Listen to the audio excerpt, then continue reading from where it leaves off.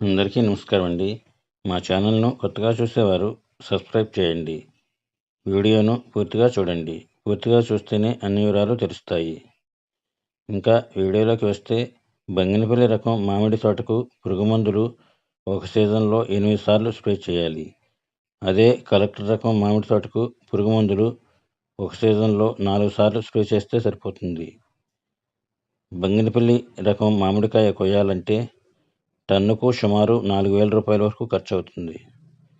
అదే కలెక్టర్ రకం మామిడికాయ కొయ్యాలంటే టన్నుకు 1,000 రూపాయలు ఖర్చు అవుతుంది.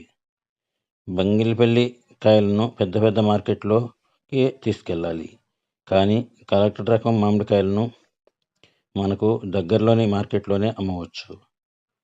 అంతేకాదు 100 కేజీల కాయలనైనా కోసి దగ్గరలోని మార్కెట్లో అమ్మవచ్చు.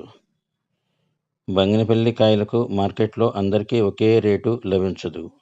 ఉదాహరణకు ఒక రైతు కాయలకు టన్ను 50,000 రూపాయల రేటు ఉంటే మరొక రైతుకు టన్ను 25 రూపాయల రేటు ఉంటుంది.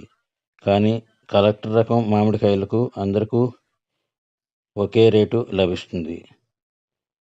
కలెక్టర్ రకం కాయలకు రేటు తక్కువగా ఉన్నప్పటికీ దిగుబడి ఎక్కువగా ఉంటుంది కనుక ఆదాయం ఎక్కువగా వస్తుంది.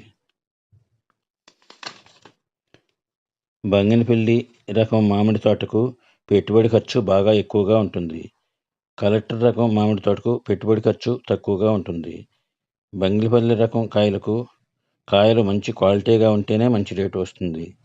కలెక్టర్ రకం కాయలను ఉల్లిపాయ సంచుల్లో ప్యాకింగ్ చేసి మార్కెట్లో అమ్ముతారు. క్వాలిటీ తక్కువగా ఉన్నప్పటికీ పర్వాలేదు. మా వీడియో నచ్చితే లైక్ చేయండి, షేర్ చేయండి. All the best.